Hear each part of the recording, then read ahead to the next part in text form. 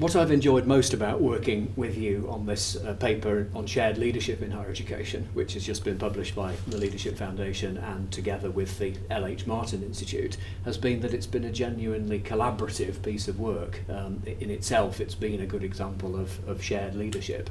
What we're finding already is that people in the higher education sector are responding very well to the paper, finding it extremely usable, practical, in the sense of they really like the models that are in it.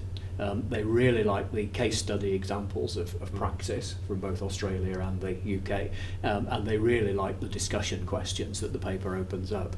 I think as we reflect on the paper, it's really interesting to see how it came together and how we structured it. I mean, that's excellent to hear, Paul, because of course when we set out to do this, the aim really was to bridge the theory and the practice around shared leadership in higher education. So we were aware that a lot of research had been done in this area, by myself and colleagues and many others in the UK, and by Sandra and Heather and colleagues in Australia.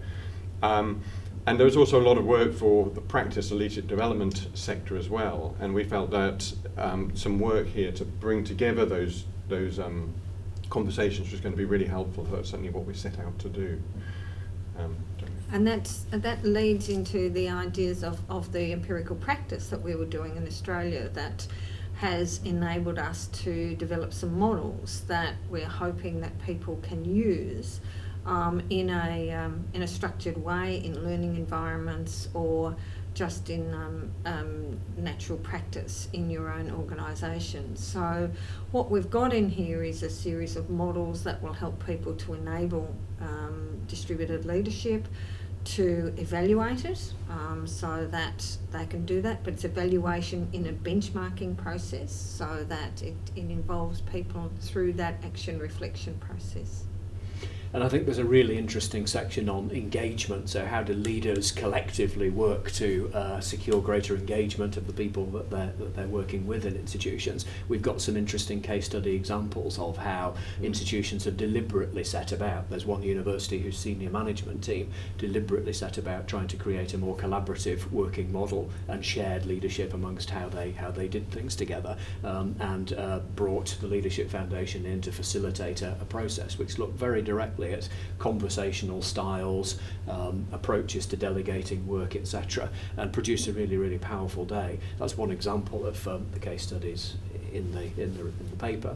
But I think that there are things which are really interesting, staff developers as well as practicing leaders in institutions. I'm hearing a lot about people using the discussion questions in each of the sections in the paper to stimulate discussion in workshops between leaders at many, many different levels in institutions. So as a stimulus paper, it really does seem to be stimulating not just thought but practice in institutions. Well, that's great to hear, and again, one of the great benefits for us working alongside the Leadership Foundation and the L.H. Martin Institute on this project was bringing in those real rich examples from practice as well to illuminate and explore the underlying concepts for it, and again look at the implications for practitioners and leadership development community. So I think if leaders at whatever level of institutions really want to have some practical sense of what they can do to start developing and then sustaining shared leadership, I really think there's plenty of evidence that suggests this paper will help them in that. And the action self-reflection enabling model that's developed in that should be able to be used for people. That's gone down to the, okay, this is the action that you need to do, rather than just the conceptual. We need to develop the context, we need to develop the culture, but this is how to do it with the ability to actually fit it to your own environment. But it's more the principles of how you get it done rather than you must do this in this step.